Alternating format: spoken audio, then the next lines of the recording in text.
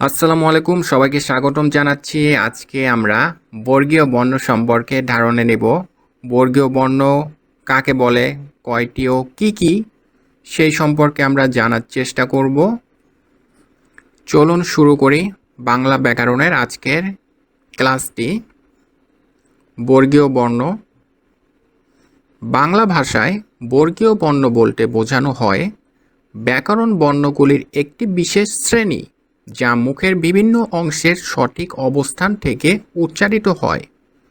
এই যেমন আমি কথা বলতেছি, এটা বাকযন্ত্রের বিভিন্ন অংশ থেকে বিভিন্ন বর্ণ উচ্চারিত হয়ে আমার কথা বের হচ্ছে এবং সেখানে অনেক বর্গীয় বর্ণের ব্যবহার হচ্ছে।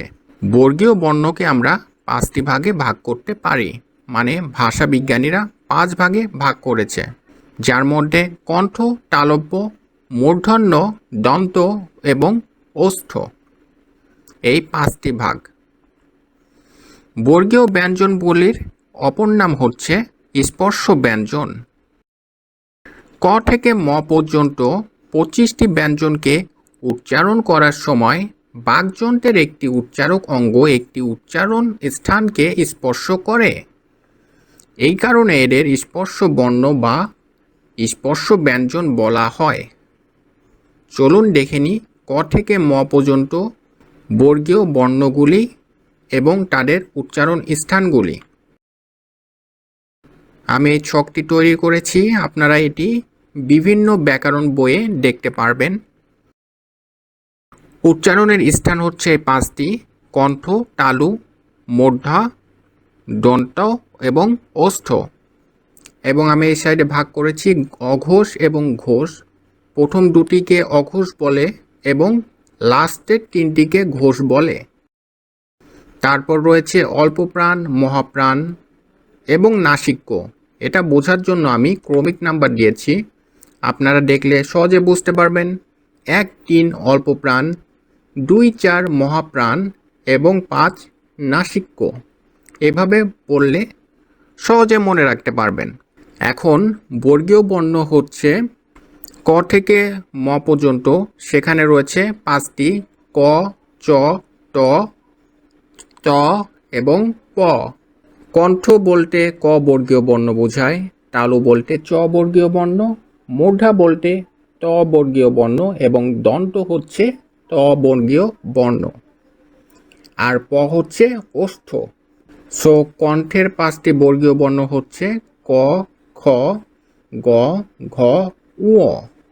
এখানে আপনারা দেখতে পাচ্ছেন অঘোষ, ক, খ, ঘোষ, গ, ঘ, উ।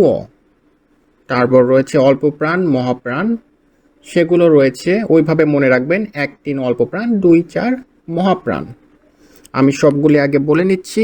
তালুর ক্ষেত্রে রয়েছে চ বর্গীয় বর্ণ, চ, ছ বর্গীয় জ, ঝ, ইয়। মূর্ধা ক্ষেত্রে ত, থ, দ, ধ মূর্ধান্য। আর দন্তে রয়েছে ত, থ, দ, ধ দন্তান্ন। আর ওষ্ঠের ক্ষেত্রে রয়েছে প, ফ, ব, ভ এবং ম। এবার আসি নাসিক্য। আমরা জানি নাসিক্য এই 5টি: উ, ইয়, মূর্ধান্য, দন্তান্ন এবং ম। এগুলি হচ্ছে নাসিক্য বর্ণ। তারপর রয়েছে অল্পপ্রাণ, মহাপ্রাণ, ঘোষ, অঘোষ। সো শেষের 3টি হচ্ছে ঘোষ এবং প্রথম 2টি হচ্ছে অঘোষ। অল্পপ্রাণ হচ্ছে 1, 3, মহাপ্রাণ হচ্ছে 2, 4। এভাবে মনে রাখবেন, যেমন ক, চ, ট, ত, প। প্রথমগুলি সব অল্পপ্রাণ, খ, ছ, থ, থ, ফ এটা হচ্ছে মহাপ্রাণ। সো এভাবে আপনারা মনে রাখবেন 1, 3 এবং 2, 4। আর নাসিক্য হচ্ছে 5টি, শেষের 5 নং যেগুলি সেগুলি। সো এই 25টি হচ্ছে বর্গীয় বর্ণ হিসেবে ধরা হয়, যার আরেকটি নাম হচ্ছে স্পর্শ বর্ণ।